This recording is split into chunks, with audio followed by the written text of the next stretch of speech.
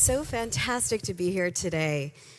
So I want to take a step back to talk a little bit about entrepreneurial spirit. I think why we are all here today is because we share a common value. We share a value of trying to bring entrepreneurs together in an organization.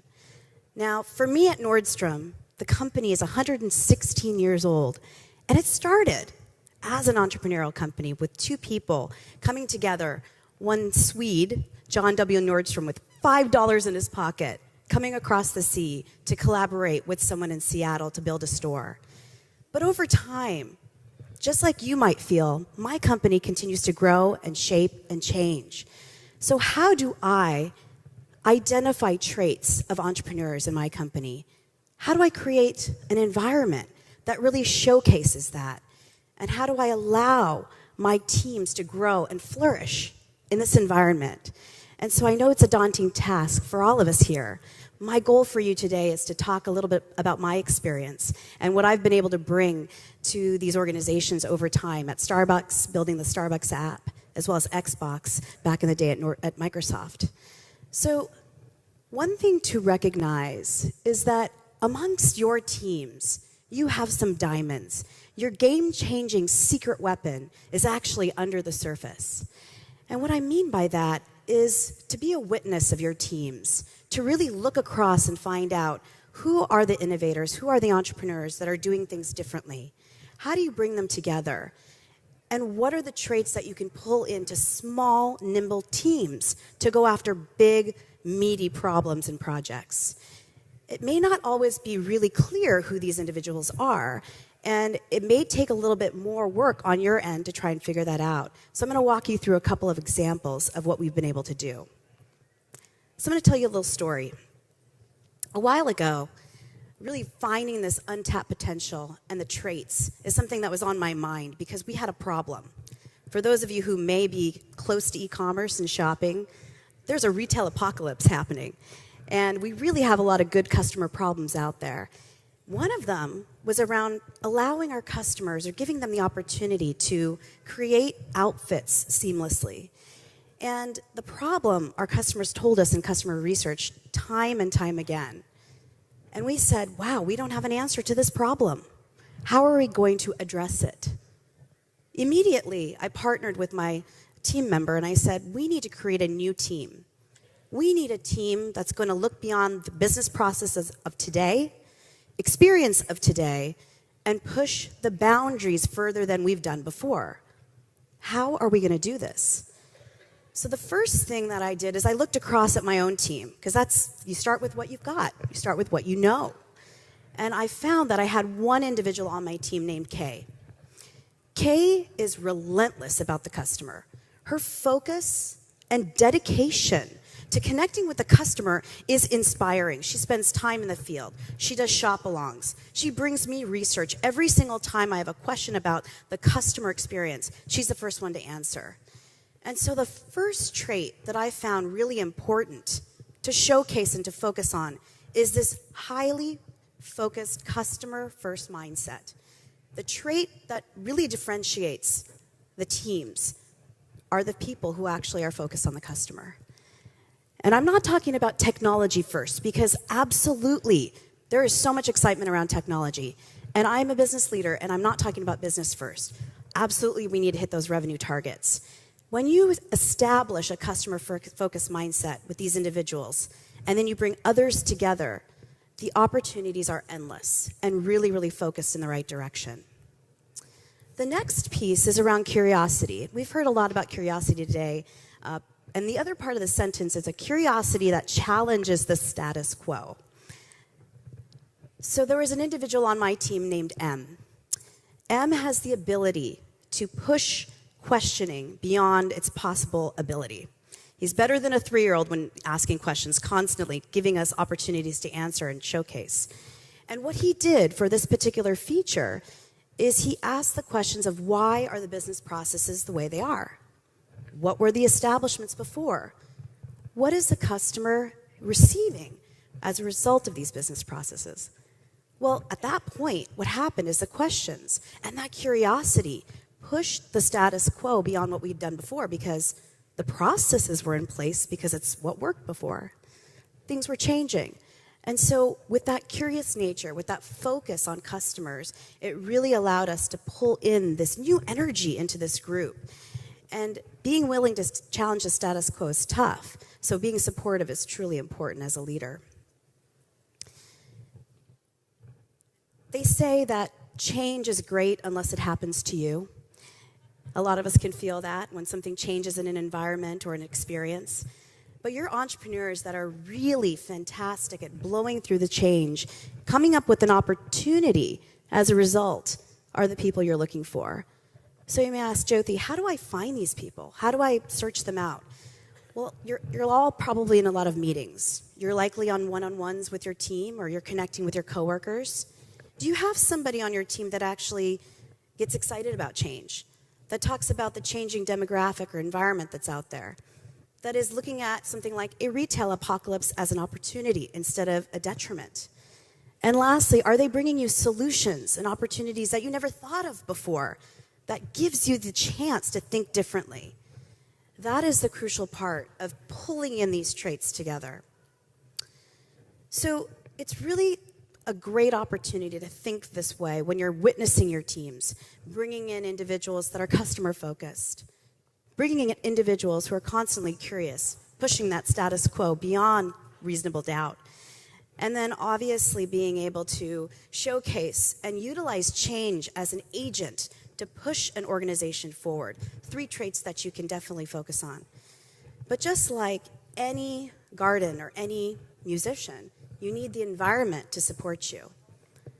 And so without that opportunity, an entrepreneur in an organization can feel lonely, can feel on an island, and can feel unsupported. So not only is it important for all of us in this room together to find our entrepreneurs, bring them together, but it is our responsibility to create a safe place, a place where they can grow and learn and push the boundaries as teams together. We've heard a lot about experimentation and creating an opportunity for teams to be imperfect. At a company like mine that has had the opportunity to open stores for so many years, to create opportunities in this 116-year-old timeline, the challenge is being open to imperfection. But what I realized with these individuals I brought together, if I could create a little microcosm, a space where they knew that experimentation was good, that failure equals learning. I communicated to them a child falls 1,000 times before he or she can walk. They don't dwell on falling, they push forward. That's the kind of way you can actually accelerate an environment of experimentation. And it takes leadership to do it, so communicating the reasons as to why something went well or didn't, so you can protect those amazing entrepreneurs in your team. How many of you have a favorite athlete that you just love watching on screen or on the field? Some of you. A musician that you just love hearing? Probably some musicians up here that have performed. Yeah. A lot of head nods. I think Bananarama's playing here sometime in the next couple months. What's so interesting about teams, you can't just put them together and give them a safe spot. You have to spend time investing in them. And it's easier said than done. So, for example, I brought up Kay earlier in the conversation. I noticed Kay had some exceptional traits. She had the ability to connect with the customer in ways I had never seen before. She was changing the pendulum, but she had some opportunities and gaps. And I had to take the time and energy and pull the teams around us to invest in her, just like you would do an athlete. So investing in your internal entrepreneur, just like you would an athlete. As we know, an athlete or a musician or a star doesn't start out that way in the beginning. So it's up to each and every one of us to nurture and guide and create that environment so they can grow and flourish. The one area that I think a lot of us can connect on is this opportunity around constraints. So we have team members that have this incredible spirit. They can bring forth ideation, they collaborate, but at times, for me, what I had to prove to my organization, because again, I was creating these teams within teams, I had to prove we could deliver. And I had to show that delivery through this art of experimentation, through this ability to see things as learnings versus winning. And also I had to push teams forward to create a new culture. And we're still working through it. And I'm very excited that we've got some momentum. But again, it's a challenge every day, just like it is for you. The one thing I will say that's helped me through it is thinking of constraints like creativity, providing constraints for teams to flourish. So I bring the analogy back, just as a team gets on the field to play a sporting game. Not every single time on game day is the quarterback ready. They've got the nerves, they're ready to go, but they have what they have in that moment. Just as you know that this game time is going to start, then the play begins. The team itself mobilizes. There's this energy in the crowd. Everything goes wild. And they're really testing and learning all their plays and all their opportunities to see if it works. Providing a constraint, say of a game in that example, but of time, of technology limitations, or even just in general to provide a delivery date, that helps teams flourish in new ways. In the example I talked to you earlier about an outfitting experience with the team members I brought up, we spent some time realizing, we are an older company, so we do have a lot of technology constraints we're pushing forward in. We definitely wanted to push in the business processes, but we also didn't have a lot of time. We had to get to market pretty soon, but we were focused on the customer problem. So we said to the team, let's move forward and let's try to get something out there to our customers in an event that's coming up. And immediately the team mobilized, just like players on the field. They started collaborating. They came to us because we had an experimentative culture, and they said, we're going to try a few things. They're not going to work. They may work. We said, go for it. Let's learn and see what happens.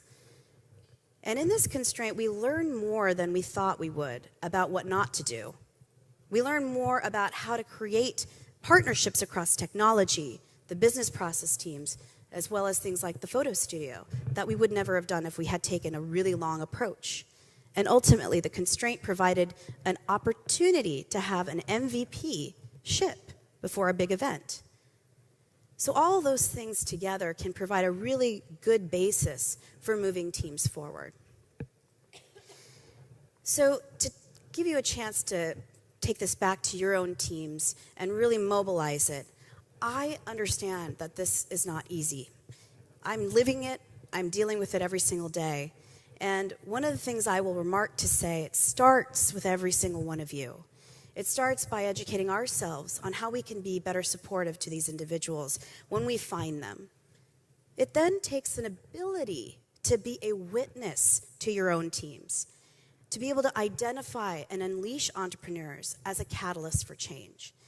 It requires you to partner with others to find great change leaders, having them be customer-focused, that mindset, which is crucial, allowing them to be able to be curious and challenge the status quo, and giving them the energy to be okay with change, and being able to see when you throw someone a curveball, are they able to handle it? That's the type of person you pull in an entrepreneurial environment.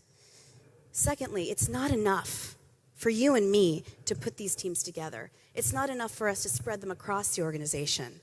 We have got to create that supportive environment. We've got to educate them with lean practices, lean processes. We must allow them to have the ability to experiment. And lastly, give them constraints so they can move forward. Mentor them like athletes. Mentor them like people that you want to see take your own role in 10 years. The last thing I'll say is there's never a time when I've started a project that I found what I was going to receive was exactly in my mind at the beginning. Working on the Starbucks app, definitely didn't know that. Working on this project, again. So you've got to be open yourself to expect the unexpected. Software development, the things that we build today are about the unexpected. They're about delighting and surprising the customer. So remember that that's a part of it that you've got to get comfortable with yourself when you're going through this challenge. And really, that's what we're all about anyway, isn't it? Thank you.